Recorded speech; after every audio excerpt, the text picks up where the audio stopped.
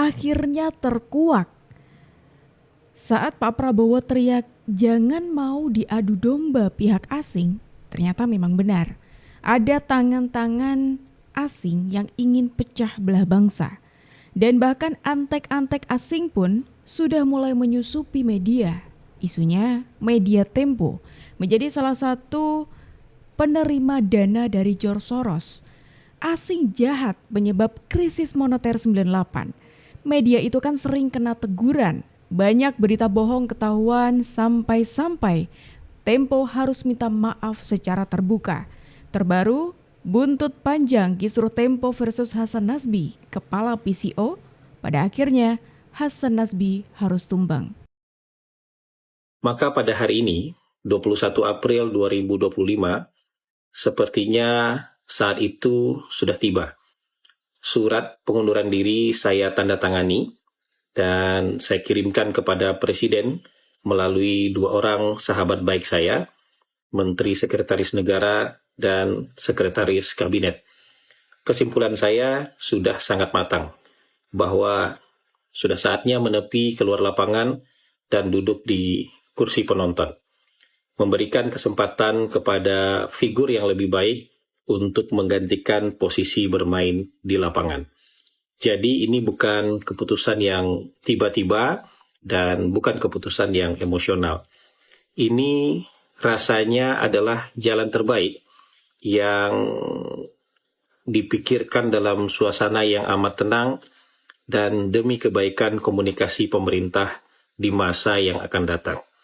Saya mengucapkan terima kasih kepada Presiden Prabowo Subianto yang sudah memberikan kepercayaan kepada saya sebagai bagian dari anggota Kabinet Merah Putih. Dan tentu saja itu merupakan sebuah kehormatan dan kebanggaan bagi saya pribadi. Bung Hasan Nasbi ini bukan orang baru, teman-teman. Mungkin kalian yang sudah berkecimpung di dunia politik sudah sangat mengenal siapa Bung Hasan Nasbi. Nah, Bung Hasan Nasbi ini merupakan orang yang seringkali sebetulnya membukakan mata kita dari permainan-permainan media. Tapi coba saya mau tanya Mas Sahal. Kira-kira menurut Mas Sahal, jurnalisme itu juga butuh bahasa yang baik nggak? Saya kira iya. Bukan saya kira, memang harusnya iya. Memang iya. Jadi kalau membahasakan kantor komunikasi kepresidenan dengan kiki-kiki itu kira-kira bahasa yang baik atau bahasa yang tidak? Itu langsung saya teringat bahwa ini adalah framing.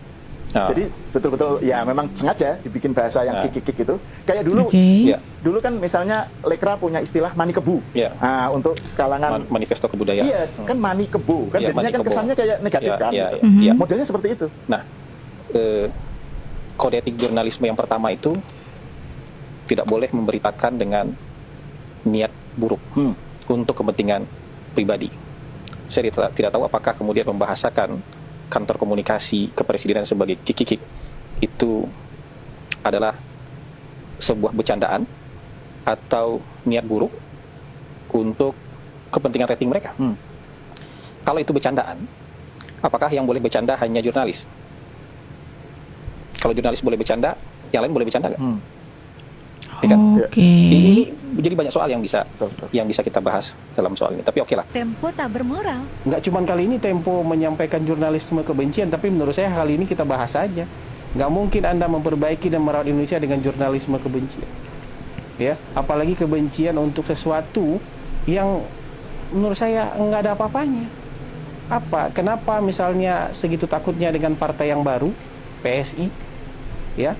Partai yang masih kecil, kemudian judulnya reformasi di korupsi, PSI-nya korupsi, PSI-nya di bagian belakang itu ditulis dengan tinta merah.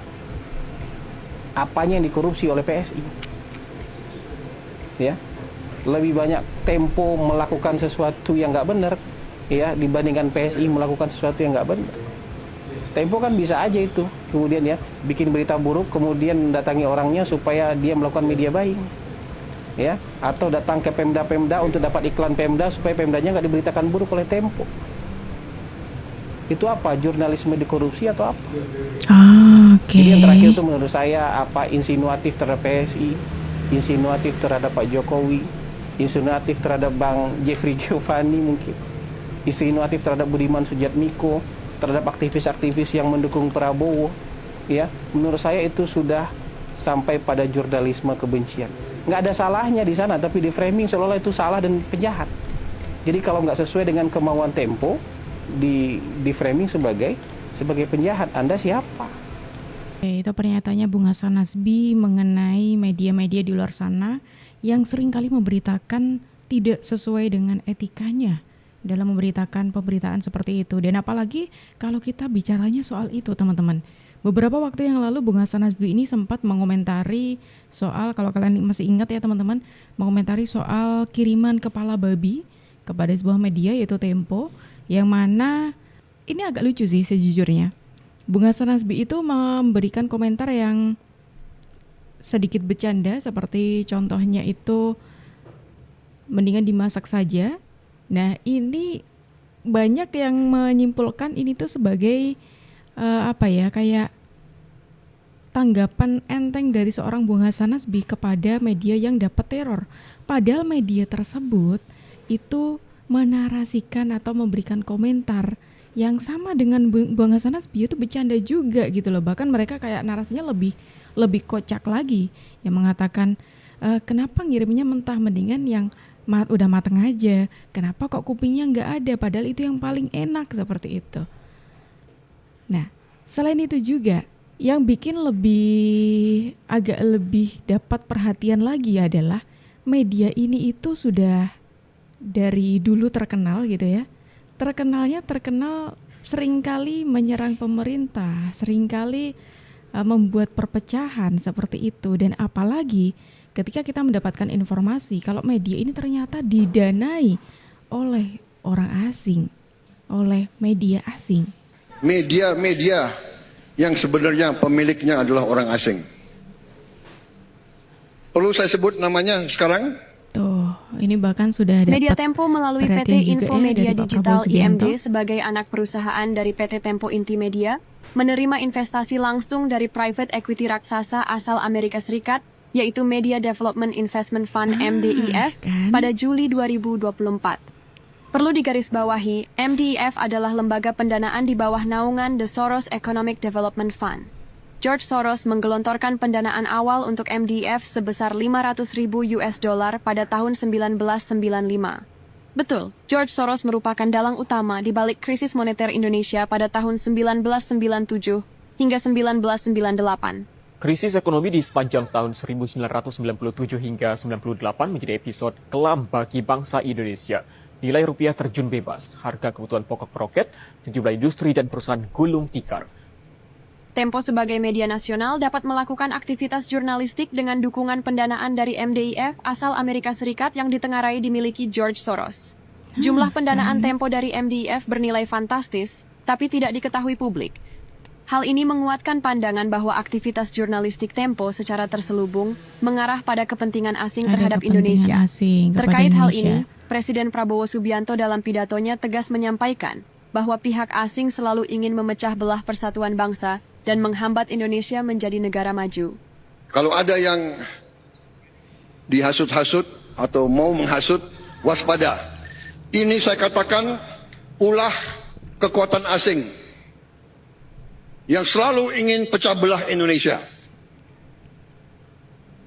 Presiden Prabowo Subianto bahkan mengemukakan bahwa ada organisasi non-pemerintah maupun media yang ternyata dibiayai atau bahkan dimiliki oleh negara asing. Pak Prabowo Subianto sudah memberikan warning sedari awal, teman-teman. Kalau memang ada tangan-tangan asing yang mulai menyusupi media-media gitu ya untuk memecah belah bangsa. Awalnya itu tidak dipercaya, tapi ketika ini terjadi, banyak yang kemudian, ternyata ini yang dimaksud Pak Prabowo Subianto. Lantas dengan mundurnya Bung Hasan Nasbi dan dengan rekam jejaknya pernah berseteru dengan media ini, akankah ini ada keterkaitannya, teman-teman? Coba kalau menurut kalian gimana? Nah, teman-teman tahu nggak metode yang dilakukan George Soros di tahun 98, di tahun 97, di Jepang, di Malaysia, itu juga akan segera di copy paste di Indonesia. Karena sekarang media yang sudah dikangkangi oleh George Soros itu bukan lagi 3 biji. Kemarin gue bilang 3 biji. Per hari ini sudah bertambah datanya dari yang cuma 3 biji, sekarang udah jadi 27 media lokal di Indonesia yang dikuasai oleh George Soros. Dan kalau lu lihat isinya sama. Media-media lokal yang dikangkangi oleh George Soros di India isinya apa? Penghinaan, pelecehan, hoax, membangun ketidakpercayaan terhadap pemerintahan Modi. Tapi untungnya ya rakyat di India itu cukup pintar. Dan pemerintah Modi cukup pintar untuk melawan program-program cuci otak, program-program adu domba George Soros. Nah itulah hebatnya India dibanding Indonesia. Orang India semuanya udah pada aware nih dengan serangan George Soros. Tapi di Indonesia sampai detik ini tidak ada media yang berani mengabarkan tentang masuknya George Soros untuk mengadu domba bangsa Indonesia. Lu tahu nggak sih media mana yang sudah dikuasai oleh tangan-tangan iblis ini? Kita harus dukung atau tidak? Jujur aja ya, kalau tahun 97-98 George Soros masuk, gue yakin mayoritas dari kalian setuju bahwa George Soros ngasih duit, membiayai orang-orang yang demo, membiayai kehancuran rupiah, membiayai media-media itu. Gue yakin banyak orang Indonesia yang setuju. Tapi hari ini gue mau nanya sama lu detik ini, lu rela nggak kalau tahun 97-98 itu terulang lagi di Indonesia? Lu rela nggak kalau George Soros menguasai organisasi politik yang ada di Indonesia? Dan hobi demo itu, lu rela nggak media-media kita itu digerakkan untuk menggulingkan pemerintahan yang sah? Ternyata memang ada catatan kalau tokoh ini itu menjadi orang di balik kekacauan era 98 dulu, teman-teman. Makanya dengan mulai adanya campur tangan ini, apakah ini mau dilanjutkan? Ya tidak kan ya teman-teman, ya kan. Siapa yang mau gitu loh kembali ke 98 dengan kekacauan yang begitu bikin kayak nafas panjang lagi, kayak no, kita nggak mau kembali lagi ke era 98 gitu. Tidak mau. Jadi kita harus memang perangi masalah media-media yang memberikan jurnalis kebencian ini, teman-teman. Selain Bung Hasan Nazbi, karena tadi aku singgung soal tapi permasalahan antara Bung Hasan Nazbi dengan Tempo, sebenarnya kalau kita melihat rekam jejaknya, Tempo ini cukup bermasalah dengan beberapa tokoh, teman-teman. Seperti yang dari awal tadi sudah aku sebutkan, bermasalah dengan beberapa tokoh, bahkan sampai media ini diminta untuk menyampaikan permohonan maaf secara terbuka. Harus jujur juga kita. Tempo harus meminta maaf. Iya. Betul. Dan itu melanggar pasal 1. Harus fair juga, kita harus ngomong itu. Jadi ini permasalahan Tempo dengan Pak Bahlil gitu ya, teman-teman. Tolong sampaikan dulu itu dulu.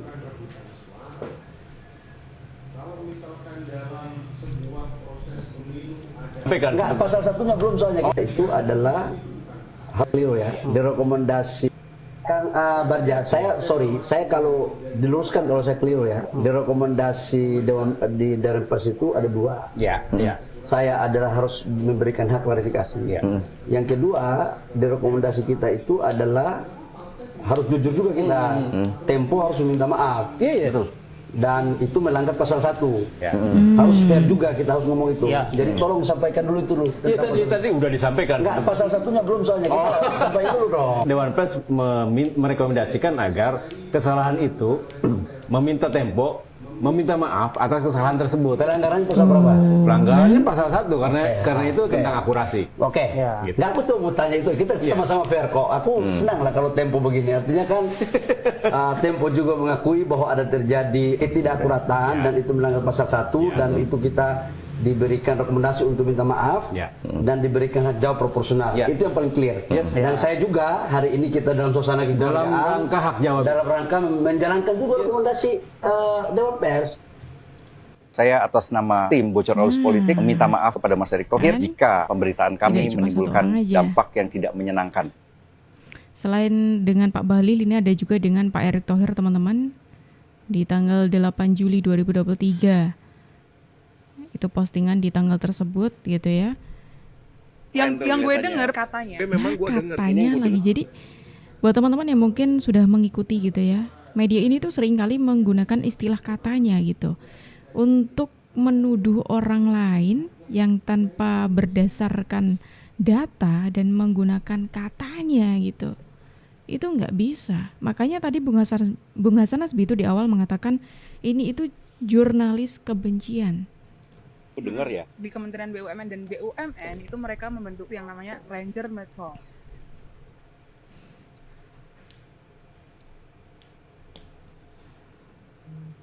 Tuh, sudah dapat peringatan juga loh ya. Pers, jangan tersinggung. Enggak kok, Mas. Boleh lah, namanya demokrasi itu kan bagian dari keseimbangan. Di era zaman dulu itu website, tapi di era zaman sekarang sosial media menjadi bagian penting. Yang penting kita saling menghormati, rasa kalian punya tanggung jawab. Tapi nggak usah dicomookan, kita saling jaga. Ya udah hak jawabnya ini aja. Saya atas nama tim Bocor Halus Politik meminta maaf kepada Mas Erick Thohir jika pemberitaan kami menimbulkan dampak yang tidak menyenangkan. Yang cewek itu ngomong bahwa Pak Prabowo itu dipanggil Pak Jokowi 2 kali pada saat yang pemilu nusuk. Sebelum dia ke Kertanegara dan setelah dia dari Istora dipanggil lagi ngomongin begini. Di situ gue tahu ini bohong atau ini salah. Karena dari Istora itu Pak Prabowo itu kembali ke keempat. Oh, lu tahu persis ya? Ada gua sampai tidur. Betul. Jadi nggak ada itu cerita. Betul. Nah, jadi kalau kayak begitu, artinya apa yang beredar di sini semuanya bisa aja semuanya juga hoax dan sebagainya, bisa diacak-acak dong. Iya dong. Ini di podcast sebelah ini kan lagi rame. Tempo BAP dianggap menyebarkan hoax terkait dengan pertemuan antara Prabowo ya dengan Jokowi. Nah, gimana penjelasannya teman-teman dari BAP ini? Ini harus banget ditanggapin ya. Ya, rasanya kita, perlu karena untuk menjelaskan ke publik. Tapi kita nggak mau podcast war ya, tapi kita menjelaskan fakta ya. Oke, pertama gue males sebenarnya untuk nanggepin yang semacam itu ya. Kenapa? Karena nggak setara, nggak selevel lah antara kita dengan podcast yang sebelah sana. Kenapa? Satu, podcast kita kan podcast jurnalistik. Informasi yang kita sampaikan itu pada pemirsa itu sudah terverifikasi semua dan juga ada permintaan tanggapan, ada konfirmasi dari pihak yang kemudian kita sebut. Sebentar, kalau masalah terverifikasi semuanya aku kurang sepakat nih. Kenapa? Nggak mungkin kalau misalkan itu sudah terverifikasi semuanya. Tempo itu beberapa kali bermasalah dengan beberapa tokoh. Tadi seperti yang sudah teman-teman lihat ada Pak Bahlil, kemudian ada Pak Erick Thohir dengan Bung Hasan Nasbi yang termasuk pernyataan-pernyataan Tempo yang ada di kontennya tersebut di acara BAP itu seringkali blunder teman-teman. Blunder mengatakan katanya itu berdasarkan fakta padahal nyatanya tidak. Dan seperti yang tadi dikatakan oleh Om Deddy Corbuzier ya teman-teman, beliau ini ada di tempat tersebut gitu loh. Kenapa beliau bisa mengatakan, oh ini gue tahu kalau itu bohong karena beliau ada di lokasi tersebut tapi informasinya tidak sesuai dengan yang ada di lapangan. Jadi gimana Presiden melihat bahwa 150 hari ini juga diwarnai demo yang cukup besar, bahkan demo yang terakhir ada di 58 kota Pak. Kota-kota kecil yang biasanya nggak ada demo, itu ada demo. Ya, masalah demo adalah biasa.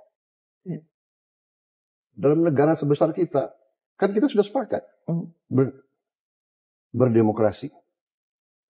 Orang berdemo itu dijamin oleh Undang-Undang Dasar, hak berkumpul, hak berserikat dan sebagainya. Jadi itu menurut saya biasa. Kalau ada abusive, ya kita harus investigasi dan kita harus proses secara hukum kalau abusive. Tapi Mbak Uni harus tahu.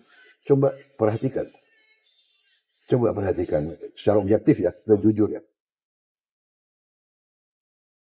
Apakah demo-demo itu murni atau ada yang bayar? Harus objektif. Iya kan?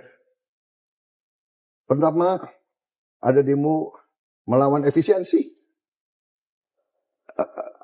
Demo katanya dana pendidikan akan dikurangi. Demo, jadi harus objektif. Kita bukan anak kecil, Mbak Uni. Iya kan?